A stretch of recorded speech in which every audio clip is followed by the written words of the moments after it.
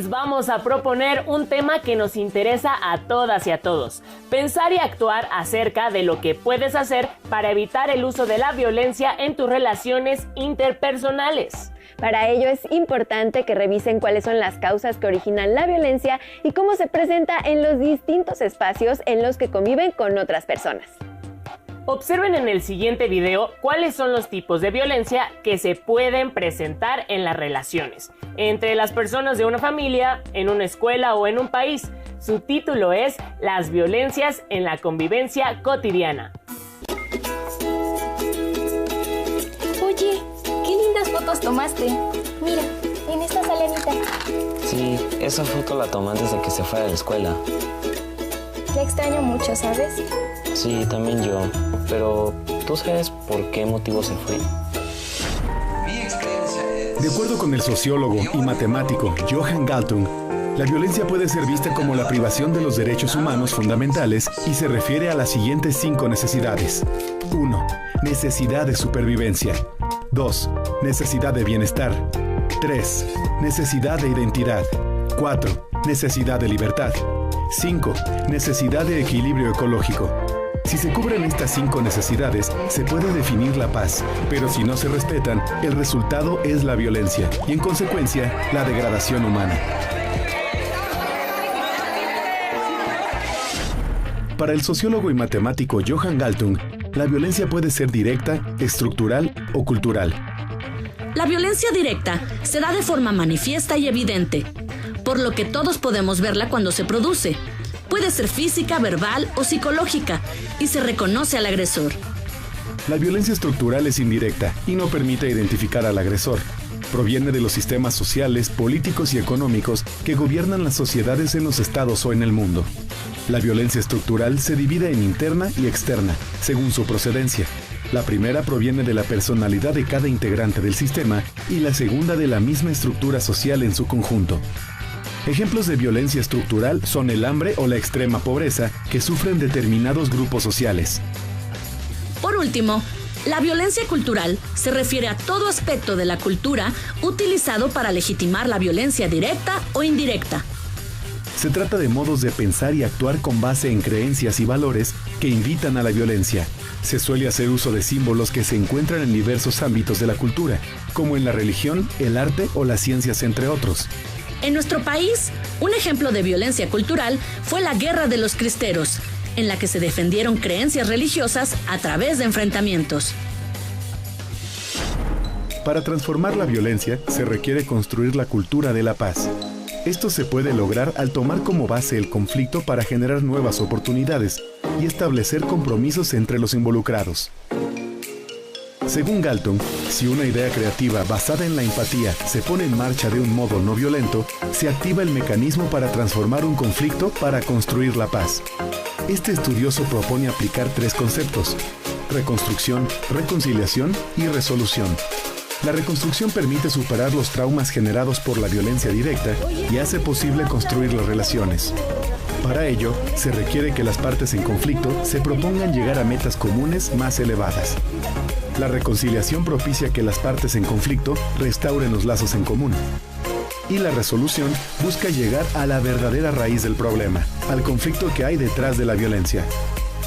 En México, la presencia de violencia en las escuelas fue el conflicto que ocasionó la creación del Plan de Acción para la Prevención Social de la Violencia y el Fortalecimiento de la Convivencia Escolar. Como se puede entrever por su nombre, el plan no solo trató de atender el problema de la violencia y sus causas, sino que también procuró reforzar la convivencia en las escuelas. Así, el plan incluye estrategias para generar ambientes más favorables en los planteles y desarrollar las habilidades socioemocionales de los alumnos y la comunidad escolar.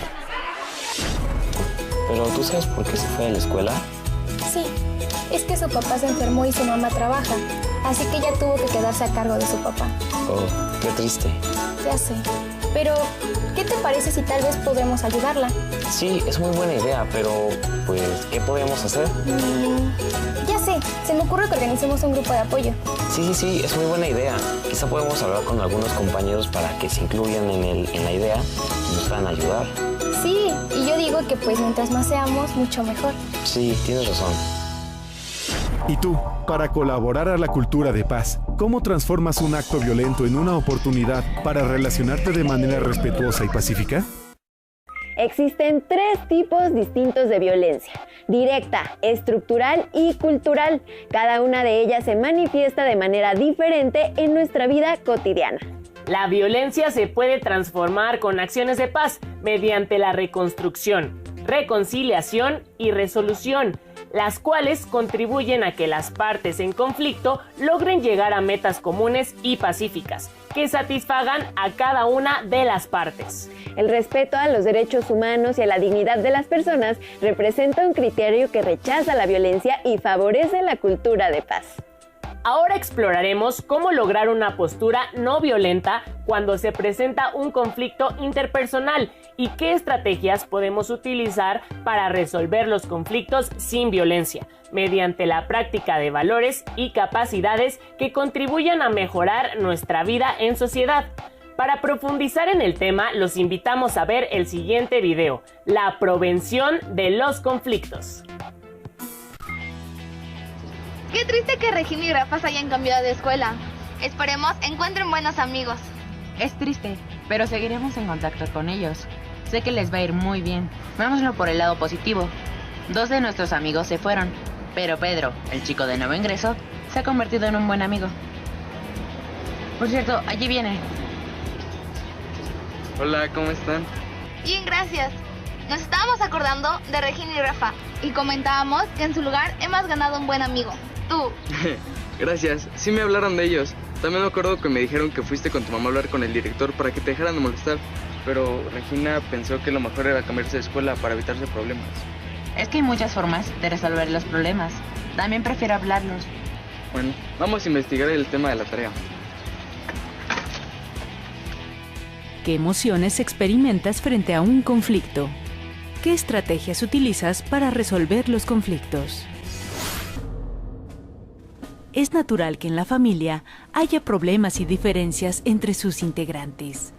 Estas situaciones sirven para aprender a resolver conflictos sin violencia, por medio de experiencias que transmitan valores y desarrollen capacidades que nos permitan vivir en sociedad.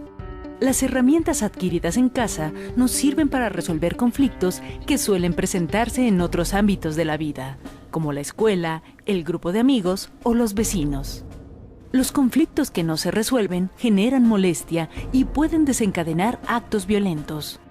La ira y el enojo suelen conducir a la violencia, que es un acto cuya intención es lastimar, dañar, imponer o manipular a una persona para que deje de hacer algo o lo haga en contra de su voluntad.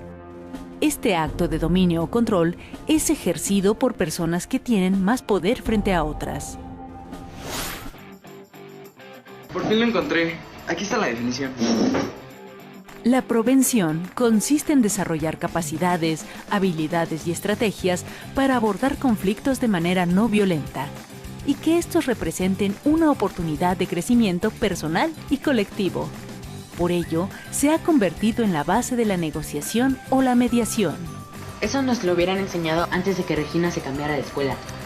Pues el director dice que hacer este trabajo nos ayudará a resolver conflictos cuando alguien nos moleste.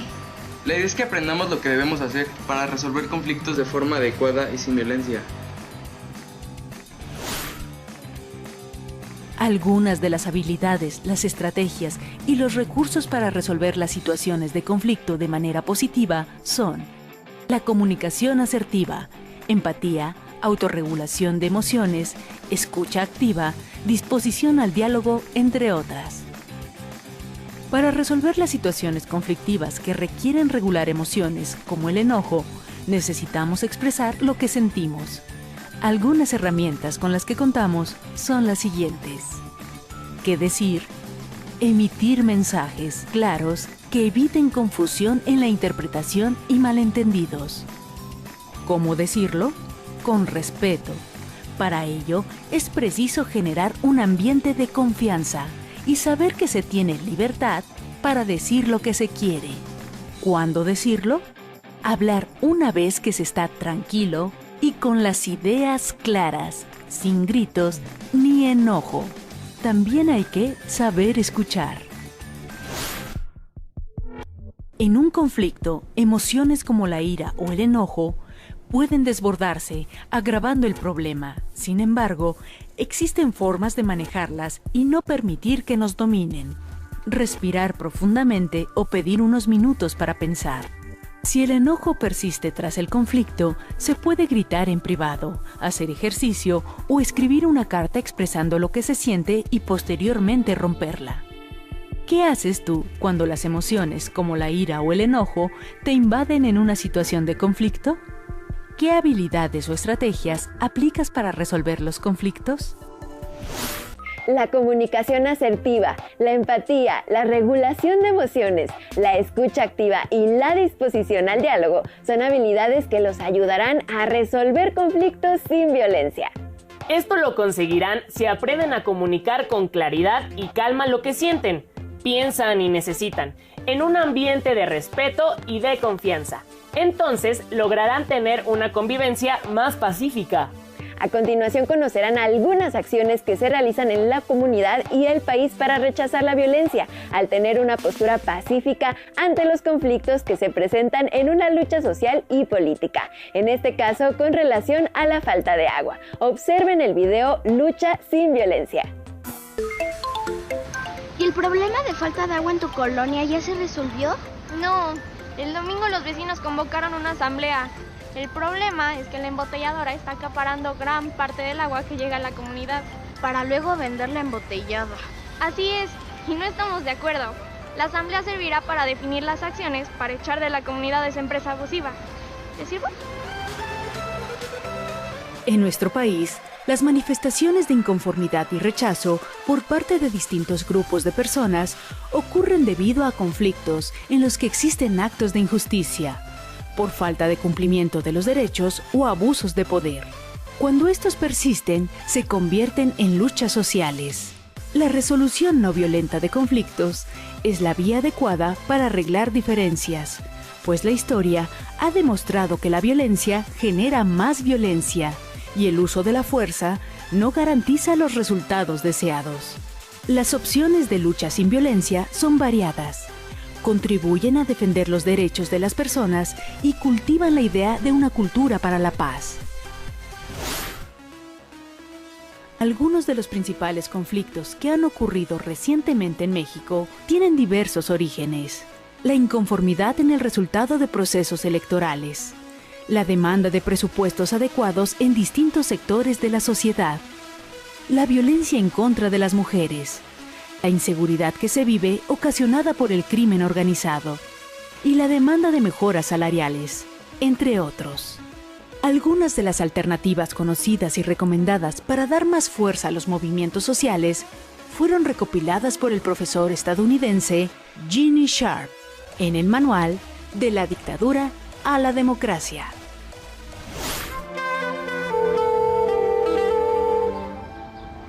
Bueno. Hola, Moni. Habla Natalia. Hola, Natalia.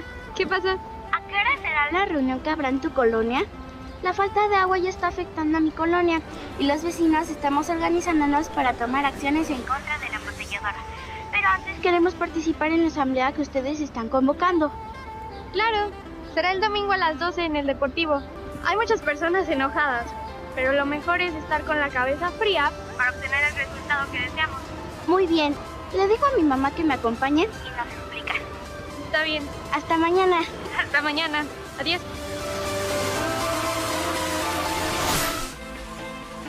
Las formas de protestas no violentas, investigadas por el profesor Gene Sharp, son el catálogo más extenso de este tipo de manifestaciones sociales.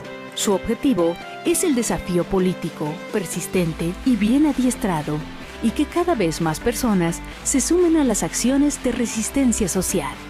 A continuación, les presentamos estas estrategias. El diálogo encabeza la lista de acciones para la resolución no violenta de conflictos. Protestas públicas. Por medio de marchas, procesiones y mítines, se informa a la comunidad de las inconformidades por las cuales se sale a la calle. Usar en las protestas banderas, pancartas, carteles, mantas, luces, fotos, pintura en los rostros o en los cuerpos, portar colores o vestimentas particulares o elementos que hagan saber a los transeúntes los motivos de las manifestaciones. Instalación de campamentos en lugares públicos. Pintas responsables que no dañen el patrimonio histórico y cultural. Huelgas de hambre. Dar vueltas alrededor de un edificio en específico. Manifestaciones arriba o debajo de las banquetas. Es importante recordar que esto afecta el libre tránsito de terceras personas, por lo que deberá hacerse de forma responsable y coordinada con las autoridades. Llevar a cabo asambleas o reuniones, abandonar un recinto o guardar silencio como protesta. Evitar consumir un producto o deshacerse de él. Negarse a participar en un acto determinado. Mostrar desobediencia civil o romper vínculos con personas o asociaciones. Organizar huelgas o huelgas inversas, ya sea acudiendo a trabajar o cerrando instalaciones. Estoy de acuerdo, Moni. Los vecinos de mi calle llevamos cartulinas y plumones. Gracias, doña Tere. Serán de gran ayuda para el plantón que haremos después en el Palacio Municipal. Solo trabajando organizados y por medio de la lucha pacífica podemos detener estas injusticias. No se les olvide. ¿Y tú? ¿Conoces la importancia de las alternativas para la resolución no violenta de conflictos? ¿Cuáles se han aplicado en tu comunidad? ¿Cuáles consideras que son mejores? ¿Por qué? En los 3 videos pudieron observar que la violencia puede presentarse en cada lugar y situación donde nos relacionamos con otras personas en cualquier ámbito. Natalia y Moni, personajes del video que acabamos de ver, representan un ejemplo de cómo los adolescentes pueden tener una postura de rechazo a la violencia y de participación activa y pacífica en la solución de problemas comunes. Ahora busquen en su memoria, ¿alguna vez han participado en la solución de un conflicto en su comunidad? ¿Cómo fue? ¿Se resolvió de manera pacífica o llegó a haber violencia en algún momento? Luego, platiquen con algún familiar acerca de algún conflicto que hayan tenido en la casa o en la comunidad. Describan la situación. Armen la historia con lo que cada uno de ustedes recuerde acerca de ese momento. En caso de tratarse de un conflicto familiar, revisen si tienen fotografías o escritos relacionados con este. Comenten lo siguiente: ¿cómo lo resolvieron? ¿En qué coinciden y en qué no están de acuerdo respecto a la descripción y solución del conflicto? Piensen en lo siguiente: ¿qué conflicto podría generarse en este momento en la familia o en la comunidad? ¿Cómo tendrían que ser su actitud para resolverlo sin usar violencia? Tengan presente esta frase de Isaac Asimov: la violencia es el último recurso del incompetente. La convivencia es mejor cuando se desarrolla en un ambiente de respeto, confianza, armonía y paz. Gracias por acompañarnos. Adiós.